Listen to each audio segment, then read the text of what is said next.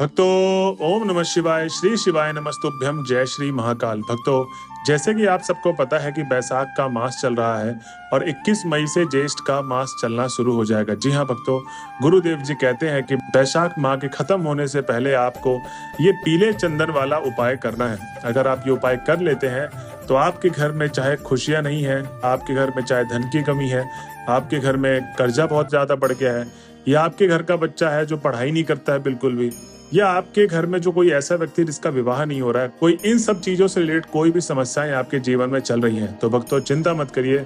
गुरुदेव जी की आज की ये वीडियो मात्र आपके लिए है। कैसे करना है, कब करना है, पूरा एकदम मैं आपको डिटेल में समझाऊंगा। बस मेरी आपसे यही मनोकामना है कि जो भी आज इस वीडियो में सुनेंगे, कृपया करके उसे आप किसी कॉपी में लिख लें, क्योंकि गुरुदेव जी के पास आजकल ऐसे बहुत सारे भक्त आते हैं जो कहते हैं कि हे गुरुदेव, आज के समय पे मैं बहुत सारे उपाय करता हूँ, बहुत सारी मनोकामना पूर्ति के लिए मैंने उपाय किया, लेकिन जो मेरी मनोकामना है वो पूर्ण नहीं होती। कृपया करके गुरुदेव जी कोई हमें ऐसा उपाय बताइए जिससे हमारी मनोकामना पूर्ण हो जाए। तब गुरुदेव जी कहते हैं कि आप लोग गलती क्या करते हैं कि जो भी आप मेरी कथा के माध्यम के द्वारा सुनते हैं या यूट्यूब या फेसबुक के माध्यम के द्वारा सुनते हैं, उसमें आप गलती यही करते हैं कि आप उस उपाय को लिखते नहीं है। क्योंकि जो आप उपाय सुनते हैं वो कहीं ना कहीं आप जल्दी से भूल जाते हैं, और जब उपाय करने की बारी आती तो आप आधा अधूरा उपाय करके आ जाते हैं। तो भक्तों, आपको यही गलती नहीं करनी है, आधा अधूरा उपाय आपको नहीं करना है। इस चीज का आपको स्मरण रखें। इसके लिए आपको कोई भी उपाय आप सुनते हैं उसको लिख लें। तो चलिए चलते हैं उपाय की तरफ, जानते हैं कि आखिर गुरुदेव जी ने ऐसे कौन से उपाय बताए जिसको करने मात्र से आपकी सारी मनोकामना पूर्ण होगी।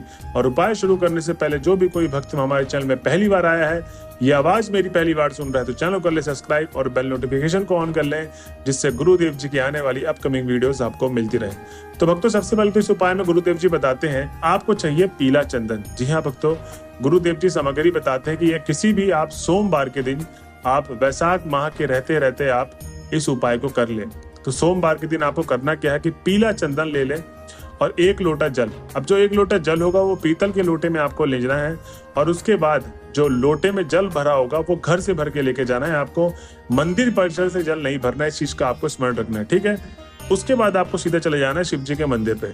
भक्तों, गुरुदेव जी कहते हैं कि जब आप शिव जी के मंदिर में पहुंच जाएंगे तो आपको 7 से 10 मिनट भगवान भोले बाबा की आराधना करनी है, उसके बाद ही उपाय को शुरू करना है। अब भक्तों, आप लोग बोल रहे हो गुरुदेव जी जाते ही उपाय क्यों नहीं शुरू करना है, भगवान की आराधना क्यों करनी है? तो गुरुदेव जी बताते हैं कि ज्यादातर भक्तों की मनोकामना इसलिए नहीं पूर्ण होती क्योंकि वो जाते ही उपाय शुरू करते हैं, और गलती ये है कि किस मन से गए हैं, उनका मन कितना शांत है, कितना तेज है, कुछ भी नहीं पता, बस जाते ही उपाय को शुरू कर देते हैं। तो आपको जब भी मंदिर जाना है, उपाय करने के लिए जा रहे हैं, तो 7 से 10 मिनट भोले बाबा की आराधना करनी है, उसके बाद ही आपको उपाय शुरू करना है। क्योंकि आपका जब तक मन शांत हो जाएगा और आप जो भी मनोकामना मांगेंगे सच्चे दिल से मांगेंगे, और ये मनोकामना आपकी भोले बाबा तक जरूर पहुंचेगी। तो भक्तों, जब आप 7 से 10 मिनट भोले बाबा की आराधना कर ले, उसके बाद आपको उपाय में करना ये है कि जो आप पीले चंदन का पानी लेकर गए थे भोले बाबा के शिवलिंग के सामने, आपको उत्तर दिशा की तरफ मुख करना है अपना। किसकी तरफ? उत्तर दिशा की तरफ मुख करके शिवलिंग के सामने आप खड़े हो जाए। अब जब आप सामने खड़े हो गए तो आपको करना क्या है कि उस 1 लोटे जल को अर्पित करना है। अब भक्तों, गुरुदेव जी कहते हैं कि 1 लोटा जल जो आप शिव जी पर अर्पित करते हैं उसके बहुत सारे तरीके होते हैं। कई लोग तो धीरे धीरे बूंद बूंद अर्पित करते हैं, जो कि नहीं करना चाहिए। कई लोग तो एकदम से पूरा का पूरा लोटा ही उड़ेल देते हैं, मतलब बहुत तेजी में, इतनी जल्दी में रहते हैं कि पता नहीं क्या हो रहा है, और इस तरह भी आपको नहीं करना। जो तीसरा है वो आपको इस तरीके से करना है कि जैसे आपने देखा होगा जैसे झरना बह रहा होता है, ठीक है, जैसे नदी बह रही होती है, एक ही लय से, एक ही धारा से बहती है। आपको भी जो 1 लोटा जल अर्पित करेंगे भोले बाबा पे, देव आदिदेव महादेव पे, वो एक ही धारा से निकलती हुई, मतलब लोटे से एक ही धारा निकलनी चाहिए, और वो पूरा का पूरा 1 लोटा जल अर्पित करना है। भक्तों, गुरुदेव जी कहते हैं कि जैसे ही आप पीले चंदन का 1 लोटा जल शिव जी पर अर्पित करते हैं, तो आपको अपना नाम और गोत्र बोल के जो भी आपके जीवन में समस्याएं चल रही हैं, धन से रिलेटेड, कर्जा से रिलेटेड, या कोई आप बिजनेस शुरू करना चाहते हैं, उसके लिए आपको पैसे चाहिए, या कोई आप बिजनेस कर रहे हो उसमें लॉस ना हो, आपको प्रॉफिट हो, उसके लिए आपको मनोकामना मांगनी है, तो आप भोले बाबा से उस मनोकामना को मांग लें, उसके बाद आप अपने घर जा सकते। तो भक्तों, गुरुदेव जी कहते हैं कि जो भी कोई भक्त मेरा पहला वाला बताए गए उपाय को जिस तरीके से मैंने बताया उस तरीके से अगर कर लेता है, तो उसकी जो भी मनोकामना है वो सारी की सारी पूर्ण होती है। अब भक्तों, हम चलते हैं अपने अगले उपाय की तरफ, जो गुरुदेव जी बताते हैं कि ये जो 5 कनेर के फूल वाला उपाय है, वो अपने उस बच्चे के लिए उपाय कर सकता है जिसका बच्चा पढ़ाई में बहुत ज्यादा कमजोर है, और जो बच्चा पढ़ाई में बहुत ज्यादा तेज है और उसके माँ बाप चाहते हैं कि मेरा बच्चा ऐसे ही बना रहे, हमेशा होशियार, उनके लिए, और जिस घर में जिस व्यक्ति का विवाह नहीं हो रहा है, चाहे लड़का या लड़की, उसके लिए भी ये गुरुदेव जी उपाय बताते हैं। भक्तों, गुरुदेव जी बताते हैं कि ये ऐसा मनोकामना प्राप्ति का उपाय है जिससे आपके बच्चे का जिसका विवाह नहीं हो रहा है उसके जीवन में विवाह होना संभव हो जाएगा, उसका अगले लगन तक विवाह हो जाएगा, और वो जो आपका बच्चा जो पढ़ाई में कमजोर है वो पढ़ाई में बहुत ज्यादा आगे जाएगा। तो भक्तों, ये उपाय में करना क्या है, आपको सबसे पहले तो ये जानते हैं, और सामग्री क्या क्या चाहिए ये जानते हैं। तो आपको उपाय करना कब है, किसी भी सोमवार के अष्टमी वाले दिन आप इस उपाय को कर ले, या किसी भी प्रदोष काल वाले दिन आप इस उपाय को कर सकते हैं। ठीक, अब जैसे 20 तारीख को प्रदोष काल का व्रत आ रहा है तो आपको 20 तारीख को ये उपाय कर लेना है। तो इसमें सबसे पहले तो आपको चाहिए क्या क्या वो लिख ले। तो इसमें मात्र आपको सिर्फ 5 कनेर के फूल चाहिए। जी हाँ भक्तों, गुरुदेव जी कहते हैं ये उपाय बहुत ही साधारण सा और बहुत ही सुंदर सा उपाय है। इस उपाय में ज्यादा आपको कुछ सामग्री नहीं चाहिए, 5 कनेर के फूल पीले वाले। ठीक, अब आपको चले जाना है सीधा शिव जी के मंदिर पे, चाहे प्रदोष काल हो चाहे सोमवार की अष्टमी हो।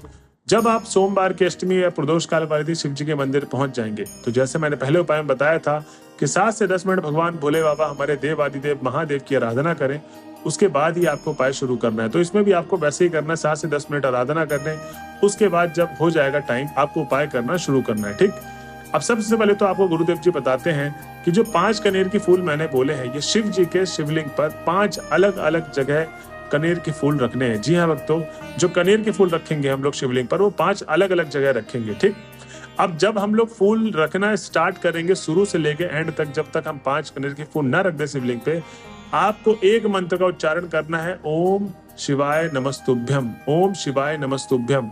आपको ये मंत्र का उच्चारण करते रहना है और आपको फूल अर्पित करते रहना है। तो सबसे पहले तो आपको कौन सी जगह पे अर्पित करना है लिख लीजिए उसको। जो सबसे पहला वाला भाग होगा कनेर के फूल को, वो शिवलिंग का जो सबसे ऊपर वाला भाग होता है वहां पर आपको पहला कनेर का फूल अर्पित करना है। ठीक, उसके बाद आपको अशोक सुंदरी वाले स्थान पे जो दाएं हाथ में विराजमान होती है, जिनको नहीं पता वो दाएं हाथ में विराजमान होती है, वहां पर आपको दूसरा कनेर का फूल अर्पित करना है। ठीक, उसके बाद जो तीसरा कनेर का फूल होगा वो होगा हस्त कमल पे।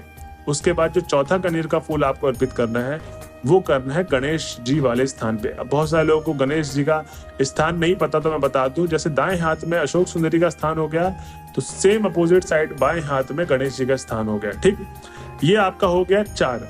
उसके बाद जो अंतिम और लास्ट जहां पर महादेव को कनेर का फूल अर्पित करना वो है जलाधारी वाला भाग। जी हाँ भक्तों, गुरुदेव जी कहते हैं जो 5वां और अंतिम फूल होगा जलाधारी वाले भाग पे, जब आप फूल को रखेंगे तो वहां से आपको अपने हाथ को हटाना नहीं है।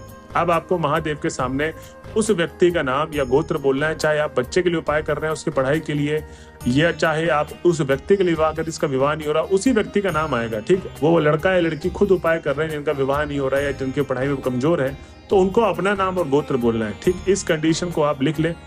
अगर आपकी माताएं या बहनें या उनके पिता उपाय कर रहे हैं तो अपने बच्चे का नाम और गोत्र बोल के आपको जो भी समस्याएं चल रही हैं जीवन में, चाहे पढ़ाई से रिलेटेड चाहे शादी से रिलेटेड, वो सारी की सारी समस्याएं भोले बाबा को बोल देनी है।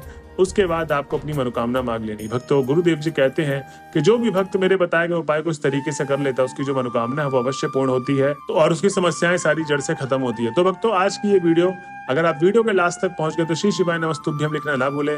मिलते हैं अगले वीडियो में, जब तक के लिए बने रहे हमारे चैनल में। हर हर महादेव।